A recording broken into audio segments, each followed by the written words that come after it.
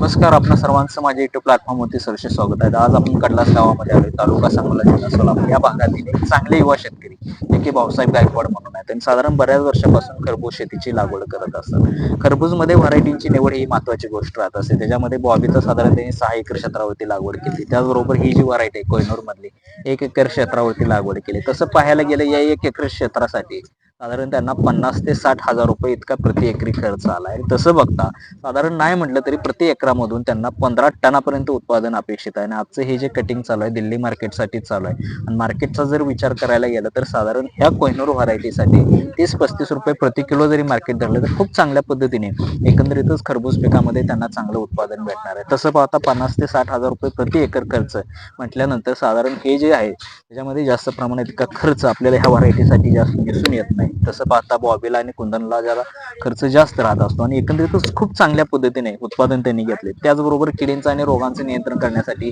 वेगवेगळ्या कीटकनाशक बुरशीनाशकांचा वापर असेल, त्याच्यामध्ये पाहायला गेलं जास्त फळमाशीचा डंक असेल किंवा मावा असेल, तुडतुडे असेल, ह्या किडींचा प्रादुर्भाव होत असतो. त्याच्यासाठी अल्टरनेट वेगवेगळ्या सिस्टेमिक इन्सेक्टिसाइडचा वापर असेल. त्याचबरोबर रोगामध्ये बघायला गेलं तर भुरी रोगाचा प्रादुर्भाव असेल, त्याच्यासाठी अल्टरनेट जे काय बुरशीनाशक असतील त्याचा वापर करून चांगल्या पद्धतीने आपल्याला किडींचं आणि रोगांचे नियंत्रण ते करत असतात. आणि एकंदरीतच चांगल्या पद्धतीचं फळ आपल्याला साधारण प्रति फळ नाही म्हटलं तरी आपल्याला 1.5 ते 2 किलो पर्यंत आपल्याला साईज जाऊ शकते किंवा 3 किलो काय साईज. काय फळ आपल्याला 2.5 ते 3 किलो पर्यंत 3 सुद्धा किलो जाऊ फळ आहे. शकतोय आपण. 3 किलो 3 किलो पर्यंत सुद्धा फळाची साईज जाऊ शकते आणि खूप चांगल्या पद्धतीने खरबूज या पिकाची ते लागवड करत असतात आणि एकंदरीतच चांगलं उत्पादन या खरबूज पिकामधून घेत असतात. तर एकंदरीत सर्व शेतकरी बांधवांना हा व्हिडिओ कसा वाटला कमेंटच्या माध्यमातून जरूर सांगा. जय शेतकरी बांधवांनी अजूनही आपल्या युट्यूब चॅनलला लाईक, शेअर आणि सबस्क्राईब केलं नसेल तर त्या शेतकरी बांधवांनी जरूर करावे.